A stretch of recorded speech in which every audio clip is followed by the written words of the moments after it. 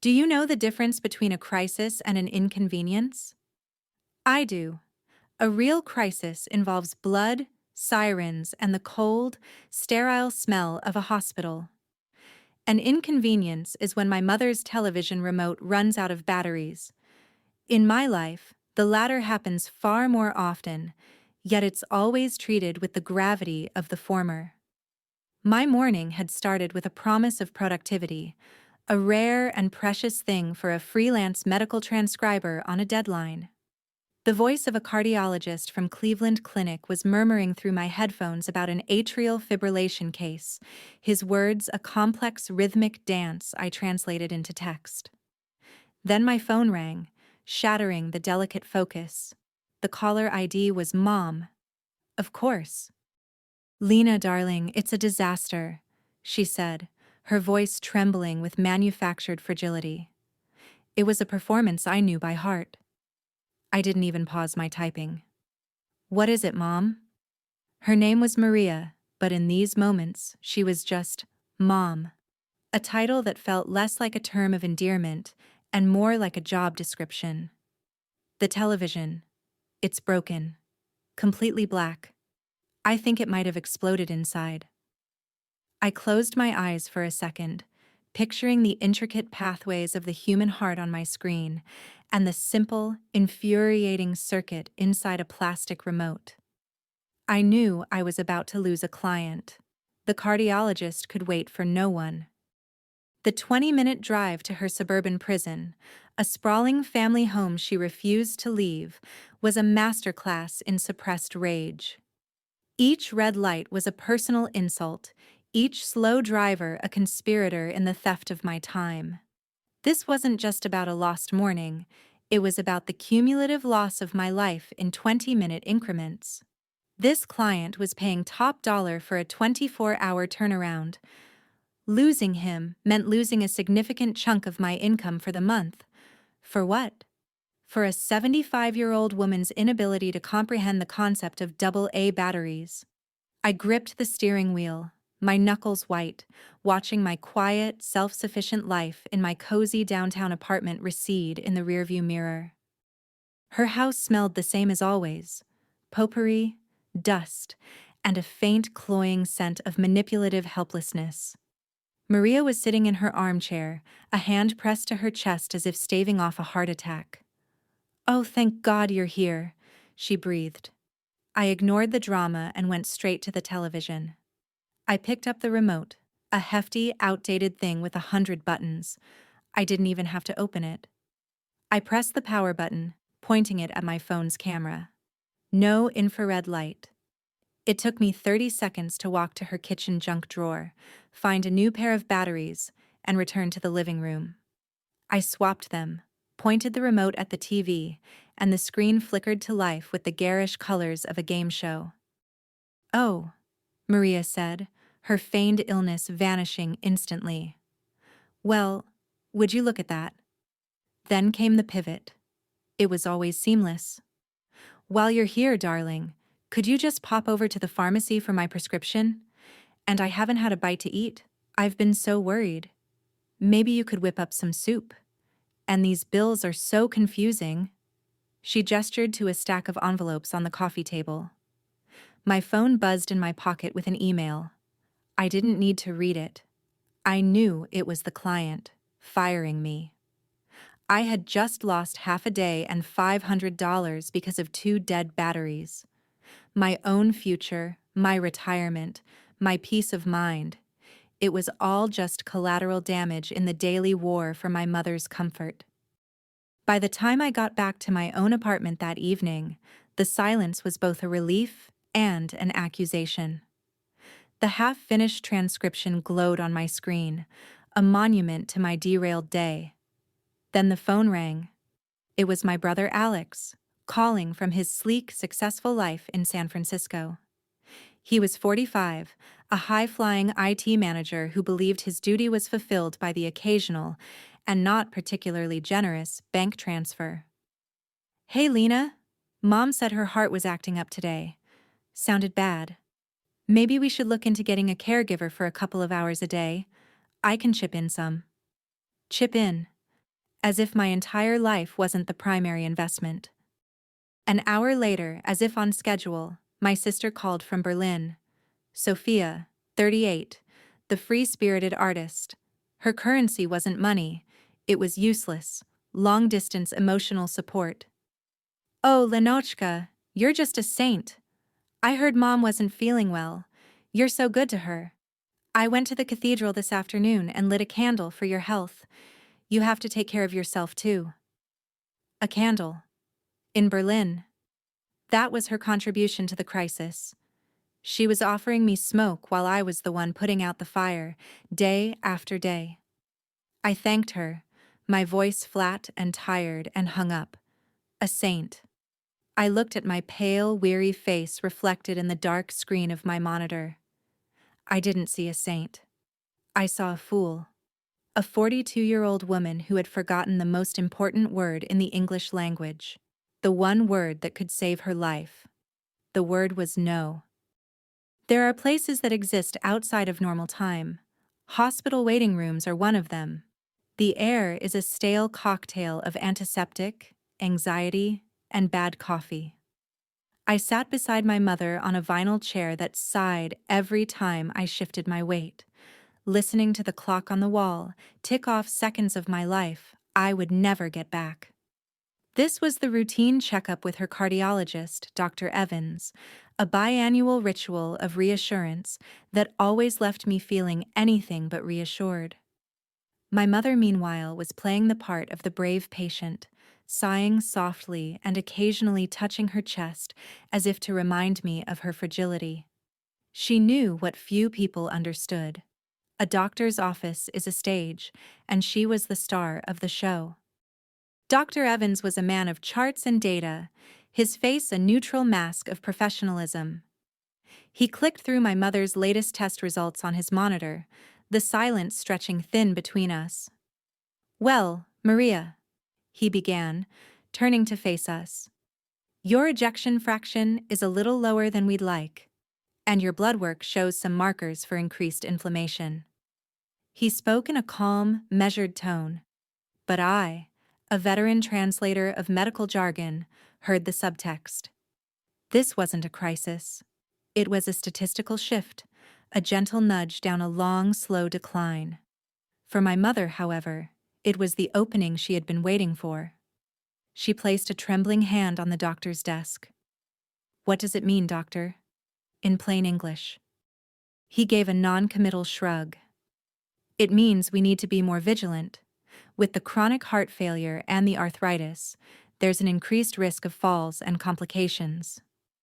There it was, the golden phrase, the key that would unlock a whole new level of demands.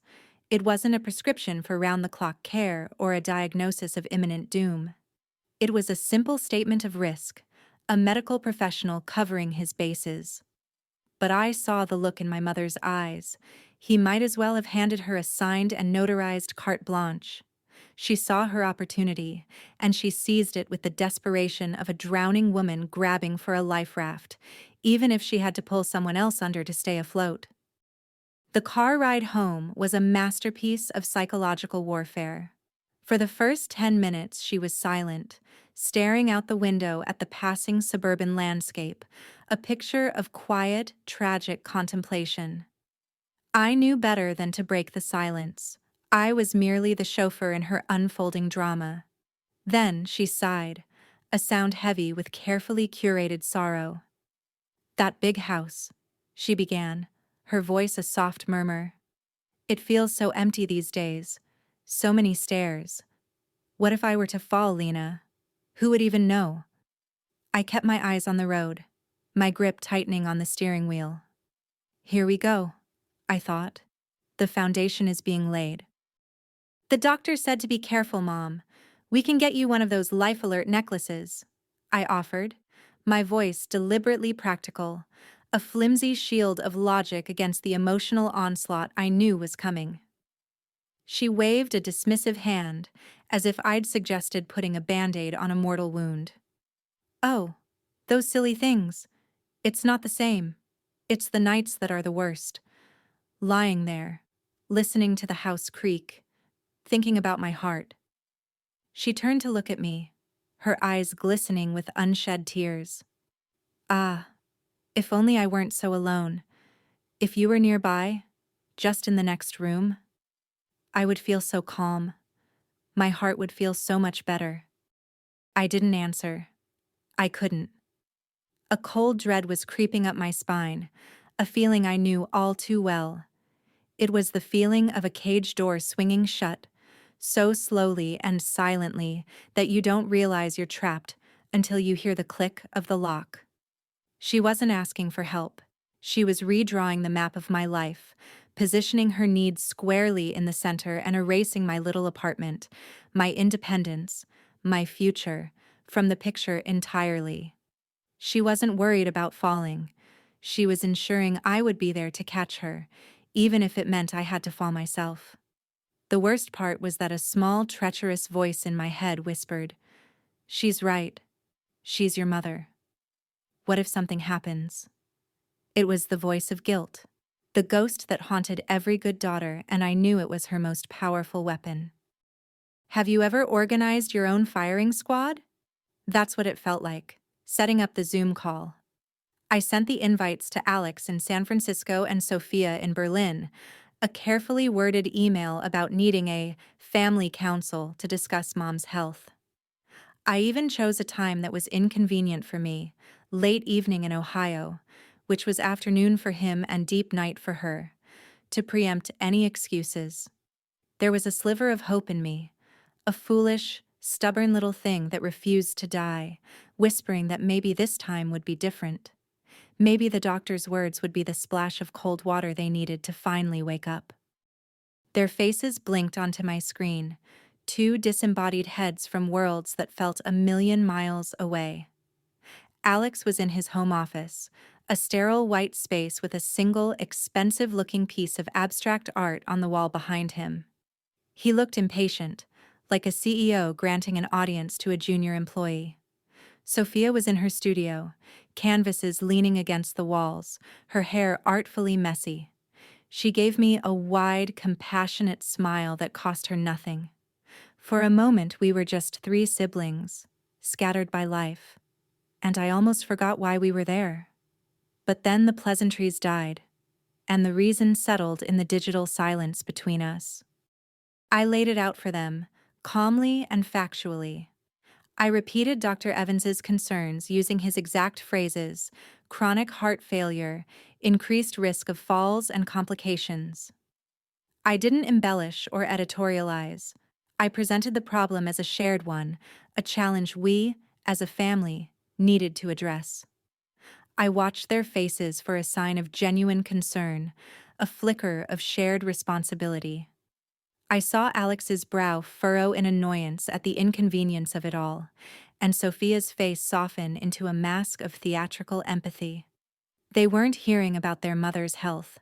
They were hearing about a problem that had just landed on their desks, a problem they were eager to delegate. Alex spoke first, his voice dripping with managerial efficiency. "Right. Okay. So, it's a resource issue. Let's not overcomplicate it. We just need to hire someone. I'll do some research, find some cheap agency, get some Mexican lady to pop in for a few hours a day. It can't cost that much." He said it so casually, as if he were outsourcing a low-level coding project. Some Mexican lady. The words hung in the air, a perfect encapsulation of his detachment. He didn't see a human being who would care for his mother. He saw a low-cost solution. A line item on a budget he barely wanted to contribute to. What he was really saying was, let's find the cheapest possible way to make this problem, and my guilt, disappear. Before I could even respond to the casual racism and the sheer callousness of his suggestion, Sophia chimed in, her voice a soothing balm of uselessness. "Oh, Alex, it's not about money. It's about energy. Family energy. No stranger can give mom what her own daughter can. The love, the connection. That's what will heal her heart. Lena, you're so good with her. Your presence is the best medicine." I could feel my blood pressure rising. She had gift-wrapped my prison sentence in beautiful spiritual wrapping paper and handed it to me with a beatific smile. She wasn't offering help. She was canonizing me for my sacrifice, ensuring I would stay right where I was, nailed to the cross of filial duty. My presence is not a medical plan, I said, my voice tighter than I intended. And Alex, professional care costs a lot more than you think. A lot more. I was thinking, maybe you could both visit more often? Take a week, each of you, every few months. Or we could set up a proper fund, a serious one, for a licensed, professional caregiver. The silence that followed was deafening. I had violated the unspoken rule. I had asked them for something tangible. I had asked them for their time and their money, the two things they valued far more than their mother's well-being or my sanity. The excuses came, swift and predictable. "Lena, you know I can't," Alex said, shaking his head with performative regret. "I have a massive project launching in the fourth quarter. My team is depending on me. I literally can't get away." Then Sophia, her eyes welling up with artistic sensitivity. "And my solo exhibition is in 2 months. It's my big break, Lenochka. All my energy has to go into my work right now. You understand?" I understood perfectly. Their lives were important, full of projects and exhibitions and potential. My life was... what? A flexible resource, an open schedule, a buffer to absorb all the inconvenient realities of family. The call ended a few minutes later with hollow promises to talk again soon. My screen went black, replacing their faces with my own tired reflection. The verdict was in. In the family of Maria, Alex, and Sophia, there was only one person responsible for everything, and I was staring right at her. A predator, after a kill, is often calm. They've asserted their dominance, secured their territory. That was my mother in the 2 days following the disastrous Zoom call. She had successfully cornered me, confirming that my siblings had no intention of riding to my rescue. With her flanks secured, she was no longer fretful or demanding. She was serene, moving through her house with a placid confidence that set every nerve in my body on edge. She was preparing for the final move. I knew it was coming. What I didn't know was how devastating it would be. On the 3rd day, she called me, not with a crisis but an invitation. "Lena, darling, come over for tea. I made your favorite lemon cookies." The kitchen was warm and smelled of sugar and butter, a carefully constructed illusion of domestic bliss. She had set out her best china, the delicate cups with the little blue flowers that we'd used for special occasions my whole life. It was a strategic move, meant to evoke nostalgia and a sense of shared history, to remind me that we were mother and daughter, a team. She poured the tea, her movements graceful and deliberate. It was all a performance, and I was the captive audience. She was lulling me into a false sense of security, and the most terrifying part was the small, traitorous part of me that wanted to believe it was real. She let the silence sit for a moment after the first sip, then placed her cup down with a soft click. "That call with Alex and Sophia. It was disappointing, wasn't it?" she began, her voice dripping with shared sorrow. "It's clear they want to help, but they're just so far away, so caught up in their own important lives." She was framing them not as selfish, but as tragically unavailable, positioning herself and me as the two responsible adults left to solve the problem. She was building a raft for two, and I was about to find out that she expected me to provide the lumber, the nails, and all the labor.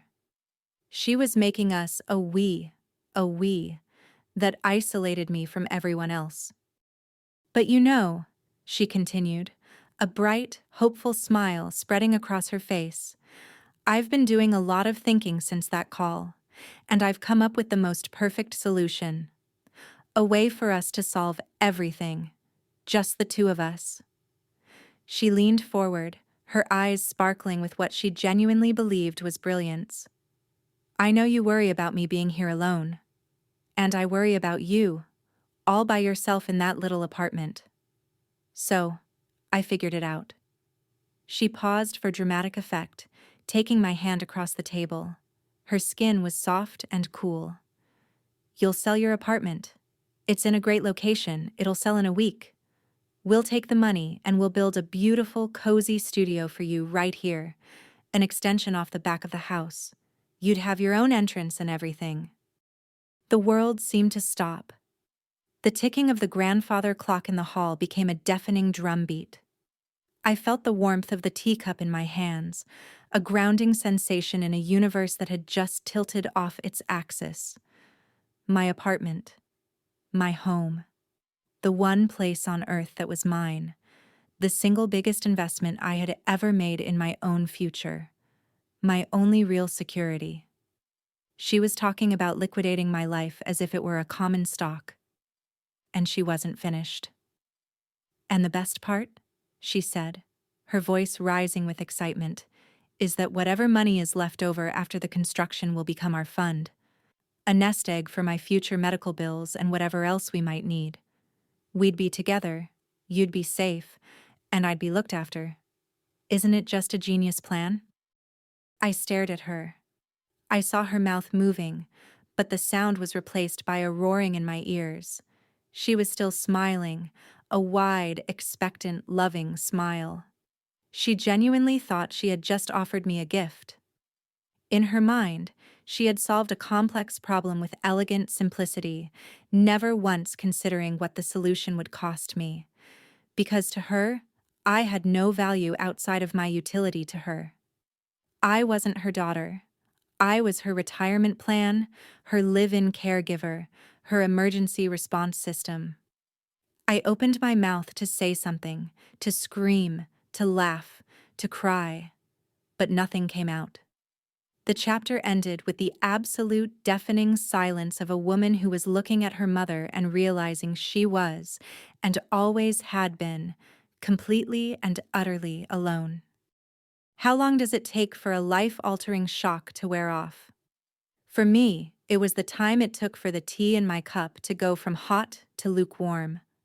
My mother's smiling face across the table seemed to warp and distort, like a reflection in a disturbed pond. My own apartment. Sell my apartment. The words echoed in the sudden vast silence of my mind. It wasn't just a suggestion, it was an erasure, an order to dismantle the only life I had built for myself, piece by piece, and use the raw materials to shore up hers. I had to say something. The first no is always the hardest, isn't it? It feels like a gunshot in a library, a violation of a sacred, unspoken peace. I cleared my throat, the sound unnaturally loud in the quiet kitchen. "Mom," I began, my voice a weak, unfamiliar thing. I tried again, forcing a steadiness I didn't feel. "I understand why you're worried, I really do. But my apartment, it's everything. It's my only real asset, my investment in my own future. It's my retirement plan." I was trying to speak the language of reason, to build a bridge of logic and finance over the chasm of emotion she had just opened. I was appealing to the practical woman I knew was buried somewhere beneath the layers of helplessness. I was pleading with her to see me not just as her daughter, but as a person with a future of her own, a future that was just as valid as her present. I knew a simple refusal wouldn't work. It would be seen as pure selfishness. I had to offer an alternative, to show I was still the problem solver. "But that doesn't mean there aren't other options," I pressed on, trying to keep my tone gentle. What if we looked at selling this house? It's so big for you, and the upkeep is a lot. We could buy you a beautiful modern condo in a lovely community, all on one floor, with the money left over. Or we could even look into something like a reverse mortgage. It would give you a steady income without you having to move at all." I laid my solutions on the table like a peace offering, proof that I cared, that I was trying to find a way that didn't involve my own financial suicide. The change was so fast it gave me whiplash. The warm, loving smile on my mother's face didn't fade. It shattered. Her eyes, which moments before had been sparkling with her genius idea, instantly filled with tears. The soft hand holding mine turned cold and pulled away as if I had burned her. "So that's it," she whispered, her voice breaking with a perfectly executed tremor. "That's how you really feel. That's how much you love me." The transformation was complete. The reasonable, brainstorming mother was gone. In her place sat a victim, a martyr, wounded to her very core by the cruelty of her own child. The performance was breathtaking in its speed and its totality. "You want to kick me out of my own home," she sobbed, the tears now flowing freely down her cheeks. "The home your father and I built, where I raised you. You want to sell my memories and put me in a box somewhere." The phrase nursing home was the unspoken, ugly specter in the room, and she had just summoned it. "Or worse, you want me to sign my house away to some bank." I knew it. I knew you didn't really care. All this time, pretending to be the good daughter, and all you were thinking about was your own money, your own little life. You're a selfish, selfish girl, Elena. I sat there, frozen, the logical arguments I had prepared dissolving into nothing. They were useless, like bringing a calculator to a knife fight. She wasn't listening to my words. She was reacting to the one word she heard beneath them all. No. I had refused to set myself on fire to keep her warm, and that was an unforgivable sin. The lemon cookies sat on the plate between us, a sweet, mocking testament to the trap I had just walked into. I had come to her house for tea, hoping for a conversation. I hadn't understood that I was a defendant who had just been brought in for sentencing, and the only possible verdict was guilty. Do you know what happens after you detonate a bomb? First, there's the shockwave. Then comes the fallout. My soft, hesitant no was the bomb. The fallout began less than 12 hours later. My mother, a masterful general of emotional warfare, didn't waste any time. She launched a coordinated, multi-front assault, and I was the target. She didn't call me. That would have been too direct, a tacit admission that we were in a conflict. Instead, she called my brother and sister. She picked up the phone, dialed their numbers thousands of miles away, and carefully, deliberately, set my world on fire. The first call was from Alex. It came just as I was trying to salvage a new transcription job, my hands shaking so much I could barely type. The fury in his voice was a physical force, a blast of heat through the phone. "What the hell did you do?" he yelled, no preamble, no, "Hello." "Mom just called me, sobbing, hysterical, said you want to throw her out on the street. Are you insane? After everything she's done for us, you're trying to make her homeless?" His version of the story was a grotesque caricature of what had actually happened. In my mother's retelling, my reasonable alternatives had become a cruel ultimatum. My concern for my own future had been twisted into a villainous plot to steal her home. "Alex, that's not what I said," I started, trying to inject some reason into his rage. "I was offering options. I just said I can't sell my apartment. We were supposed to be a team, remember?" He scoffed, a short, sharp, ugly sound. "A team? It sounds like you've decided you're the only player that matters. What's more important, Lena? Those stupid brick walls you live in? Or our mother's health? Her peace of mind? She's 75 years old with a bad heart, and you're haggling with her over real estate. Get your priorities straight." He hung up before I could say another word, leaving me with the dial tone buzzing in my ear like a swarm of angry hornets. An hour later, the second wave hit. It was a voice message from Sophia, and in some ways, it was worse than Alex's anger. It was a long, rambling, tearful monologue, a masterpiece of passive aggression wrapped in a cloak of spiritual concern. Lenochka, she began, her voice thick with emotion. I am just heartbroken. Mama is in such a state. My heart just aches for her. I know you're under a lot of pressure, but please, please think about what you're doing. What is an apartment, really, in the grand scheme of things? It's just a material possession, a place, but a mother's peace. That's sacred. Please, for her heart. For all of us. Just give her what she wants. It's the right thing to do. The walls of my apartment, my beautiful, safe, quiet apartment, suddenly felt like they were closing in on me. I was being psychologically besieged. Alex attacked my logic and my priorities. Sophia attacked my morality and my soul. They had formed a pincer movement, expertly guided by my mother's hand, designed to isolate me and crush my resistance. I started to pace my living room, the words of my siblings echoing in my head. What's more important? What is an apartment, really? A seed of doubt began to sprout in the scorched earth of my confidence. Was I the selfish one? Was I the villain in this story? Was a building of bricks and mortar really more important than my mother's happiness? This is the insidious genius of gaslighting. It doesn't just make you question the other person's reality, it makes you question your own. My memory of the conversation in the kitchen began to blur. Had I been too harsh? Had I misunderstood her intentions? My siblings, my own flesh and blood, were united against me. The weight of their collective certainty was immense, a physical pressure on my chest. They were sure I was wrong. My mother was sure I was wrong. The only person who thought I was right was me. And in the face of their unified front, my own conviction began to feel like a delusion. Maybe they were right. Maybe I was the monster. There's a specific kind of silence that descends after a family declares war on you. It's not peaceful.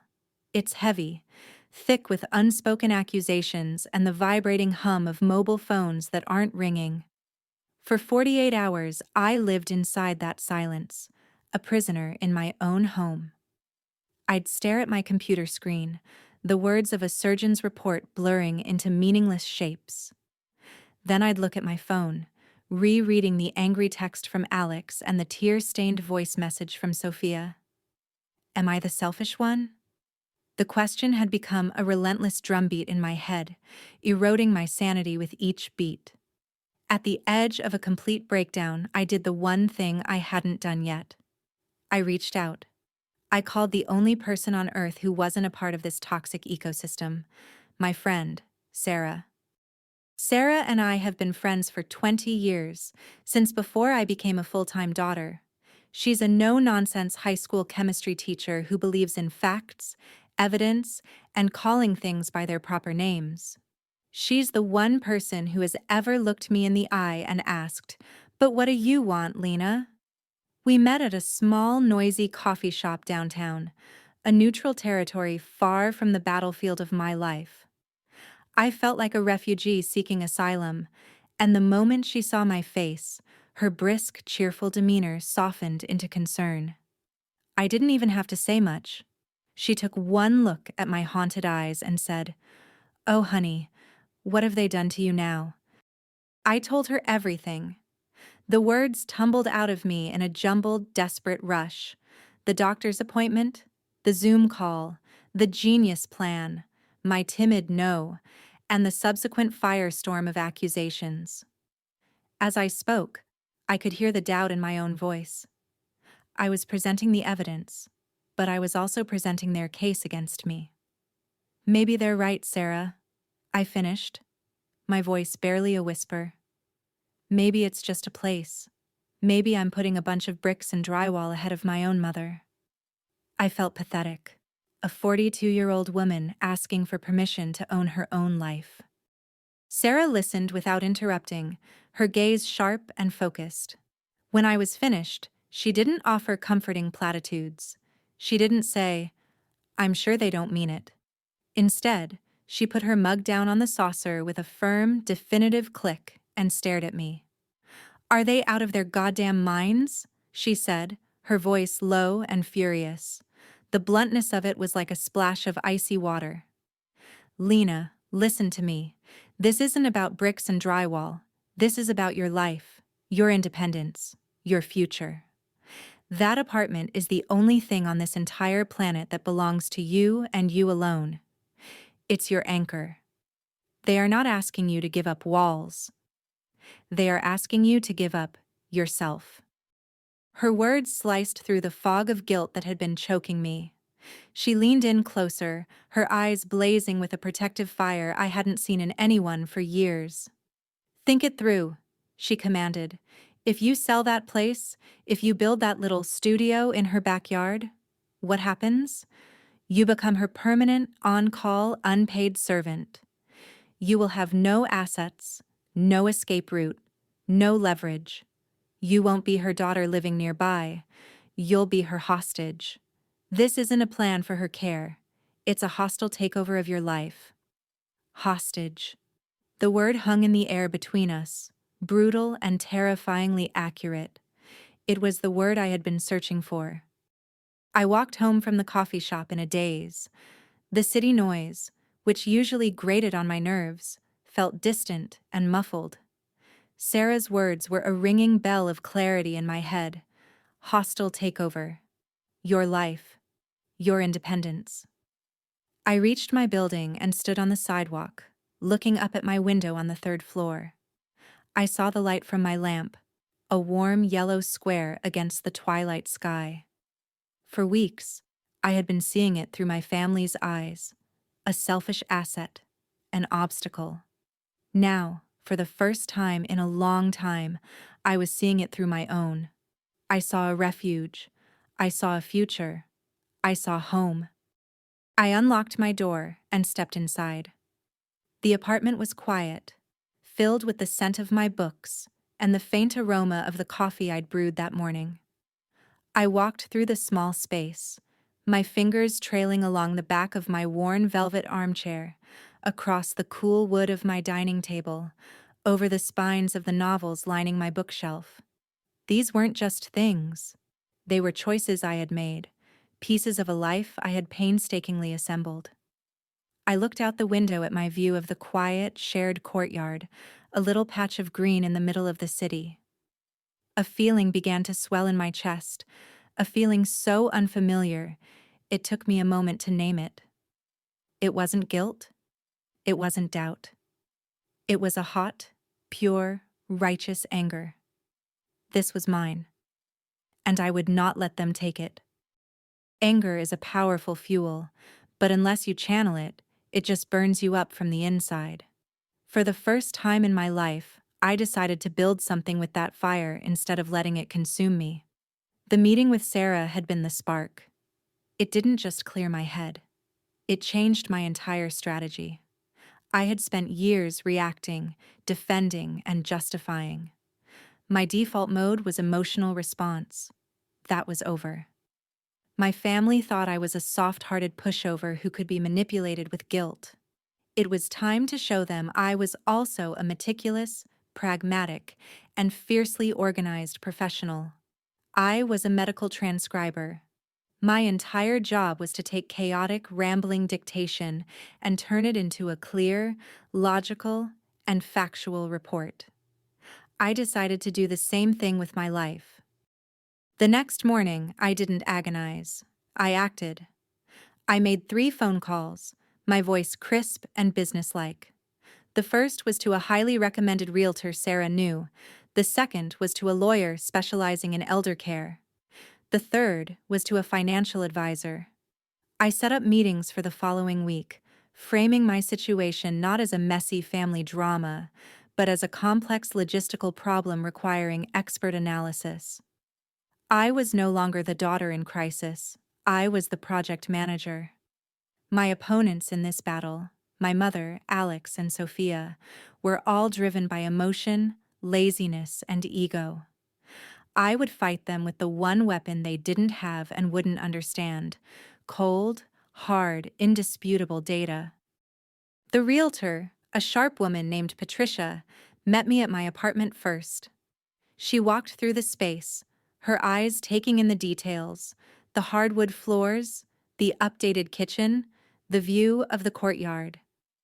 "You'd get multiple offers over asking in this market," she said, nodding. "We could have this in escrow in 10 days. Then we drove to my mother's house. Patricia's professional smile tightened slightly as we walked through the sprawling dated rooms. She noted the peeling paint on the porch, the 20-year-old furnace, the ancient kitchen appliances. "It has good bones," she said diplomatically, "but it's a lot of house, and it needs significant work. It would sell, but it would take time and a price adjustment for the necessary updates." Then came the numbers, the beautiful, clean, objective numbers. I sat in Patricia's office and watched her pull the comps. My modest, one-bedroom apartment was valued at a price that shocked me, a testament to its location and condition. My mother's huge four-bedroom house, due to its condition and suburban location, was worth significantly more, but not the fortune she imagined. The math was simple. Selling my apartment and building a studio would leave a pittance for her medical fund, while also leaving me with zero assets and no home. It wasn't a plan. As Patricia's numbers proved, it was financial annihilation for me. My next meeting was with the financial advisor, who laid out the costs for assisted living facilities. The numbers were staggering, but they were real. The lawyer then explained the legal implications of care, guardianship, and filial responsibility. Armed with this data, I spent the next 2 nights at my dining room table, not transcribing medical reports, but creating my own. I built a PowerPoint presentation. It sounds clinical, and it was. That was the point. I made pie charts showing the relative values of the two properties. I created spreadsheets detailing the monthly costs of in-home care versus an assisted living community. I included a bar graph that starkly illustrated how selling my apartment would render me financially insolvent within 5 years. I researched and vetted 3 different assisted living communities in the Cleveland area, printing out their brochures, floor plans, and activity calendars. I highlighted the amenities, the indoor pools, the libraries, the social clubs, the on-site medical staff. I was building a case, brick by factual brick. This wasn't an emotional appeal, it was a business proposal. My core argument was simple and unassailable. The most logical and financially sound solution was to sell my mother's house. The proceeds would not only cover the cost of a top-tier assisted living facility for well over a decade, but would also leave a substantial nest egg for her. My plan provided for her comfort, her safety, and her financial security. The only thing it didn't provide for was her desire to control me. As I clicked save on the final slide, I felt a calm I hadn't felt in years. I was no longer a victim of their narrative. I had written my own. This was no longer a negotiation. It was an intervention, but I was the one conducting it. The first step was to get the decision-makers in the room. I called Alex in San Francisco. There was no pleading in my voice, no hint of a request. It was a flat, non-negotiable directive. "Alex," I said when he answered, "I have compiled a complete financial and logistical analysis of Mom's situation. I need you in Cleveland this weekend for a family meeting to review it. Book a flight." There was a stunned silence on his end, followed by the predictable sputtering about work and deadlines. I cut him off. "This is not optional. If you are not here, decisions will be made without your input." Friday. My house. I hung up before he could argue further. The stage was set in my dining room. I had never felt more like I was in a boardroom. I sat at the head of the table, my laptop in front of me, the presentation loaded on the screen. My mother, who I'd insisted Alex bring with him, sat to my right, looking bewildered and wounded, like a queen brought before a tribunal. Alex sat opposite her, radiating resentment and jet lag. He had flown in late the night before. his mood as dark as the circles under his eyes. On the large monitor I had set up at the other end of the table was Sophia's face, beamed in from Berlin, her expression a pixelated mask of concern. They thought they were here to browbeat me into submission.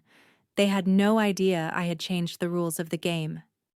"Thank you all for being here," I began, my voice even and calm, the voice I used for my most difficult clients. "I know the last few weeks have been emotional. That's why I've taken the emotion out of it. I've spent my time gathering facts and data, because facts are the only thing that can lead to a sustainable solution." I clicked the first slide. It was a simple title: A Sustainable Care Plan for Maria. Before they could interrupt, I launched into the presentation. I moved crisply through the valuation of both properties, the pie charts showing where the equity lay. I displayed the spreadsheets detailing the costs of in-home care versus the all-inclusive costs of the 3 assisted living facilities I had researched. I showed them pictures of the facilities: bright, airy apartments, smiling residents, lush gardens. I presented them with the activity calendars, highlighting the aqua aerobics classes, the book clubs, the transportation for shopping trips.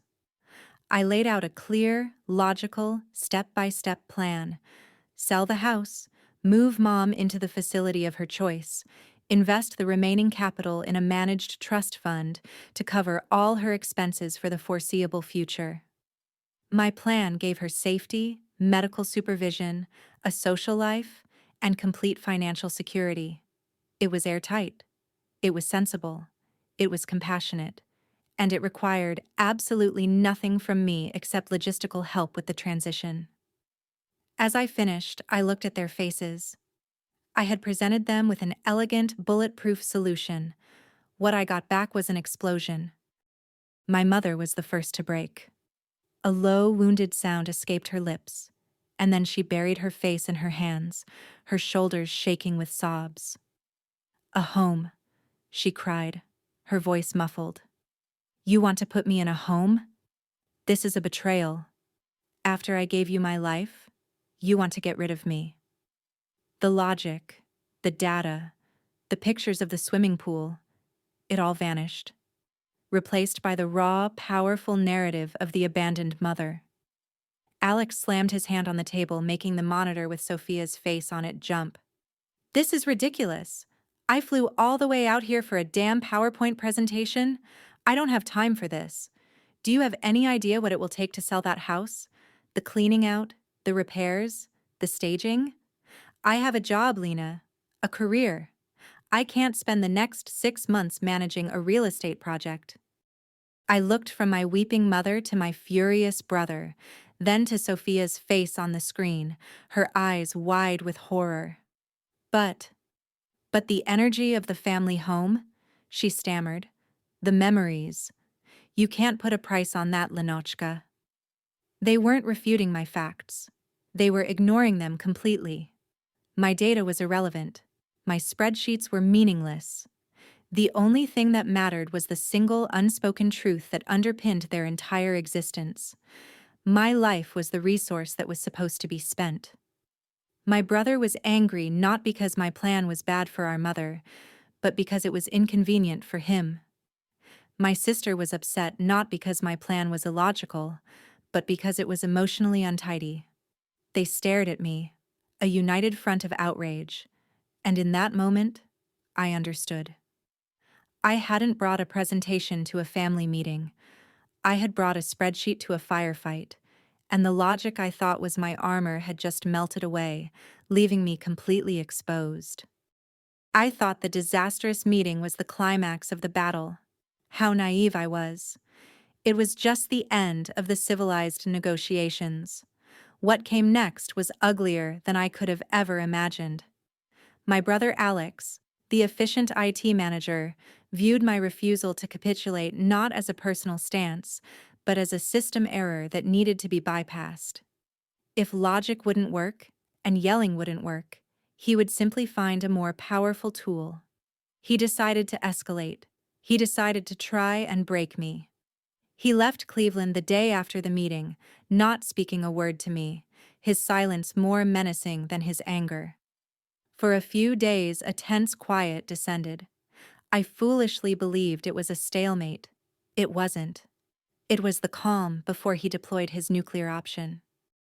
The discovery came, as betrayals often do, by sheer, random chance.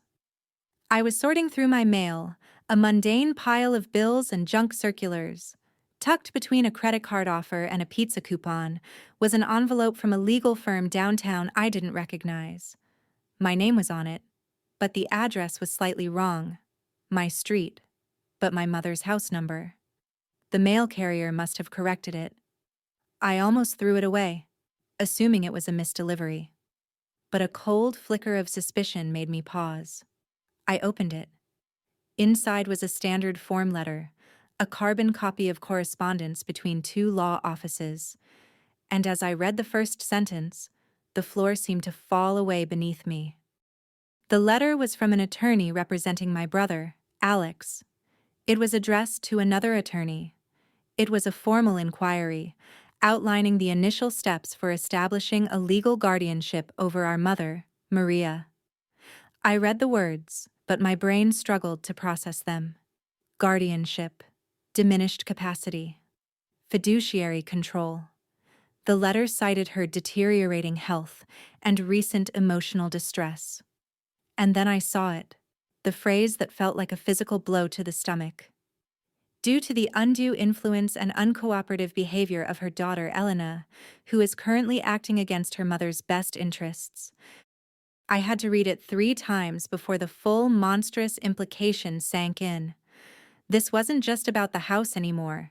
This wasn't about finding a care solution. This was a coup.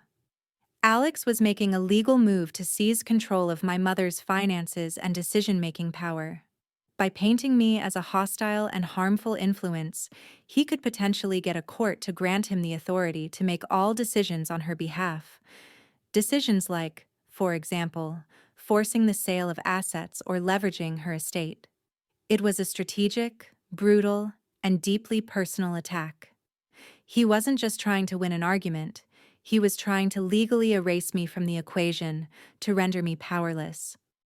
My logical, data-driven presentation had been my attempt to fight back. This was his. He had brought a lawyer. The worst part was the chilling realization of my mother's complicity. This couldn't happen without her cooperation, without her willingness to be portrayed as a frail, incompetent victim of her cruel daughter.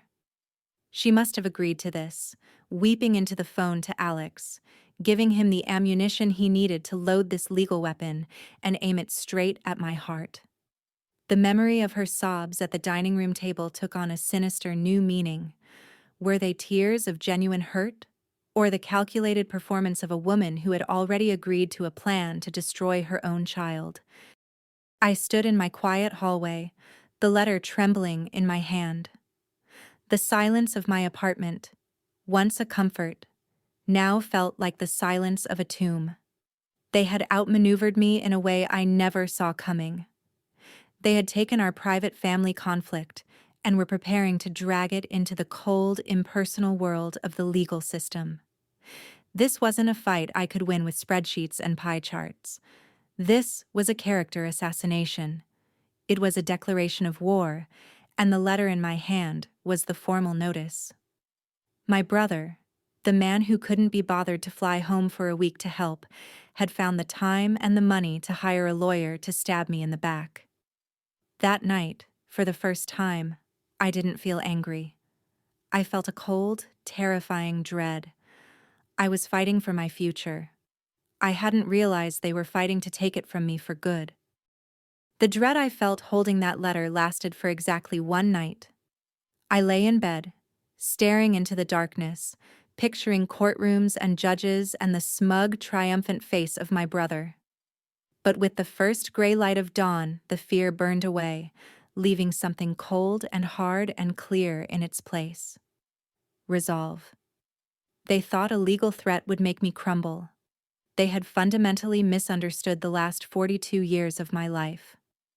I had spent my entire existence absorbing their emotional blows, placating their egos, and managing their demands. I was an expert in defense, but they had made a critical error. By escalating the conflict to a formal, legal level, they had moved the battle onto my home turf. I was a creature of logic, documentation, and process. They had just handed me the weapons I was born to wield. The first thing I did that morning was call the lawyer I had consulted earlier, the one who specialized in elder care. I explained the situation, my voice devoid of the panic I had felt the night before. I was calm, factual, and precise. I emailed him a scan of the letter I had intercepted. His response was immediate. "This is an aggressive move," he said, "but it's also a sloppy one. They're building a narrative, and right now it's based on hearsay and emotional testimony. Our job is to counter it with a mountain of evidence." A mountain of evidence. I could do that. I spent the rest of the day at my desk, but I wasn't transcribing medical files. I was creating my own. For years, I had been the family's unacknowledged project manager. I had kept every receipt for my mother's prescriptions, every bill I paid for her, every EOB from her insurance. I had a digital calendar going back 10 years, meticulously documenting every doctor's appointment I had taken her to, every emergency trip to fix a remote control, every weekend I had given up to mow her lawn or fix a leaky faucet. I had emails from Alex and Sophia, full of excuses for why they couldn't visit, and hollow praise for my saintly patience. Separately, they were just the mundane, frustrating artifacts of my life. Together, they formed an undeniable record. They were a detailed, dated, and documented history of my support and their neglect. My lawyer's name was Mr. Davies. After reviewing my files, he drafted a letter. It wasn't a warm, fuzzy family communication. It was a formal, chillingly professional cease and desist. It was addressed to my brother's attorney, with a copy sent directly to Alex and my mother. The letter stated, in no uncertain terms, that I was aware of their preliminary actions to establish guardianship. It went on to say that any attempt to use this legal maneuver to exert pressure on me regarding my personal property would be met with a vigorous and immediate countersuit. It referenced my extensive documentation of care and financial support, making it clear that the narrative of the uncooperative daughter was demonstrably false. The letter ended with my final, non-negotiable offer. It was, in essence, the same plan I had presented in my PowerPoint, but this time it wasn't a suggestion. It was a declaration. I was willing to assist with the logistics of selling the family home and transitioning our mother to an appropriate care facility. I would help her sort through her belongings. I would drive her to tour the facilities. But that was the absolute limit of my involvement. I was no longer a financial resource. I was no longer a physical resource. I was no longer the default solution to every problem. The letter was a declaration of independence. It was a legal line drawn in the sand. After Mr. Davies sent the letter, I did the hardest and most necessary thing of all. I picked up my phone, went into my contacts, and blocked my mother's number. Then I blocked Alex's, then Sophia's. The silence that followed was different from the one before. It wasn't the heavy, anxious silence of waiting for the next attack. It was a clean, quiet, empty space that I had created for myself. It was the silence of a fortress with the drawbridge pulled up. For the first time in my life, I wasn't waiting for their calls, dreading their demands, or anticipating their manipulations. I was simply, blessedly, alone. The war wasn't over, but I had finally stopped fighting it on their terms. I had built a wall, and I was going to wait and see if they were foolish enough to try and break it down. What happens when an unstoppable force meets an immovable object? In my family, the unstoppable force was their collective will, their lifelong assumption that I would eventually break. The immovable object was my silence. For 2 weeks, they hurled themselves against it. The initial assault came through emails, their subject lines escalating from "thinking of you, Sophia," to "urgent, we need to talk, Alex." When I didn't reply, the tone shifted. My mother somehow had a neighbor text me, a bizarre secondhand plea about a leaky faucet. They were testing the wall for cracks, and finding none. Their usual weapons, guilt, rage, manipulation, were useless. They were shouting into a void. Then came the call. It wasn't from a blocked number. It was from an unknown local one. It was the call I had been simultaneously dreading and expecting for 10 years. It wasn't my mother. It was a woman who introduced herself as Janice, my mother's next-door neighbor. Her voice was flustered and anxious. "Lena, I am so sorry to bother you," she said, "but your mother, she fell. The paramedics are here now. She was on the floor all night, I think. She kept calling for you, but her phone was on the charger in the other room." All night. The words hit me with a complicated force, a jolt of fear, a pang of guilt, and a grim, terrible sense of vindication. The thing they used as a hypothetical weapon had finally become real. At the hospital, the emergency room was a controlled chaos of beeps and hushed, urgent voices. I found my mother in a cubicle, looking small and fragile in a hospital gown, a purple bruise blooming on her forehead. She was dehydrated and diagnosed with a hairline fracture in her wrist. When she saw me, her eyes filled with tears of both relief and accusation. I didn't engage. I spoke only to the nurses and doctors, my voice calm and professional, providing her medical history. It wasn't until hours later, when she was moved to a room upstairs, that the final act began. A woman with a kind, tired face and a hospital ID badge that read, "Sharon Mills, MSW," entered the room. A social worker. The cavalry had arrived, but not for my mother. It had arrived for the truth. Sharon spoke to my mother gently, then asked to speak with me alone in the hallway. "Your mother is a lucky woman," she began, her tone professional but not unkind. "A fall like this, at her age, alone in a house that size. It could have been much worse. I've reviewed her file from Dr. Evans and the notes from the ER. It's our official assessment that a discharge to her home is not a safe option. She can no longer live alone without significant, daily assistance." There it was. Not my opinion. Not my selfish plan.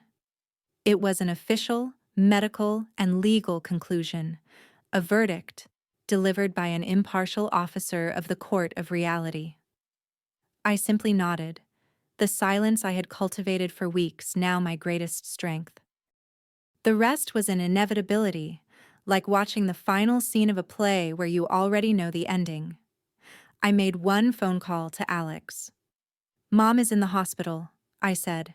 "She fell. She's okay, but they will not release her to her home.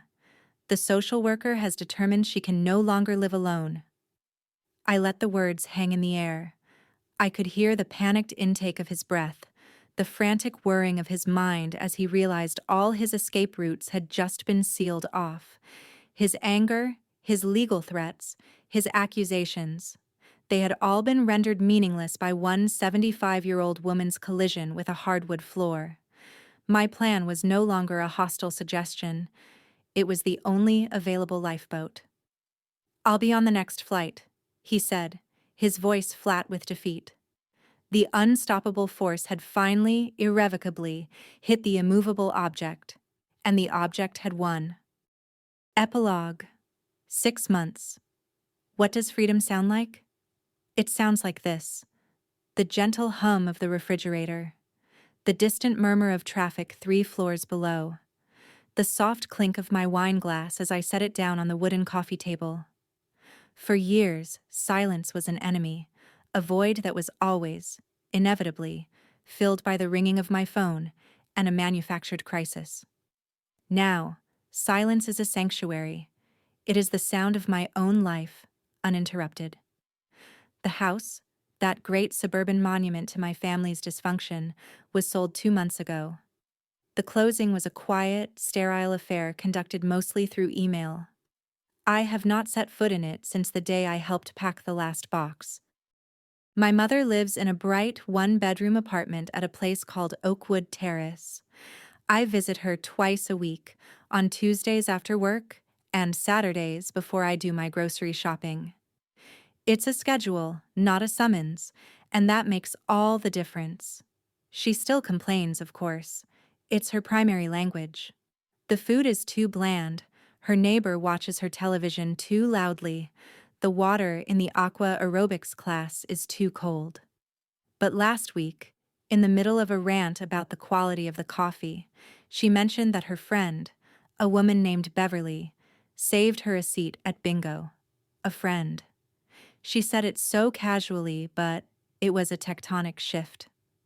Our conversations are strained, stripped of the old, cloying performance of affection. But they are honest. When my 45 minutes are up, I kiss her on the cheek and say, "I'll see you Saturday, Mom." And I leave. There is no guilt. There is only a quiet, clean boundary. My relationship with my siblings is now almost entirely transactional. On the first of every month, I get 2 notifications on my phone, one for a wire transfer from Alex in San Francisco and one from Sophia in Berlin. They are paying their share of Oakwood Terrace, as stipulated in the legal agreement we all signed. There is no commentary, no emotional fanfare. It is simply a debt being paid. They are also required to visit in person, one at a time, for a long weekend every 3 months. Alex's first visit was a tense, brutally efficient affair. Sophia's is next month. Her emails are full of a forced, brittle brightness. We are not a family that has healed. We are a business that has been restructured. Our roles and responsibilities now clearly defined in a contract. Last Tuesday, I did something I had wanted to do for 10 years.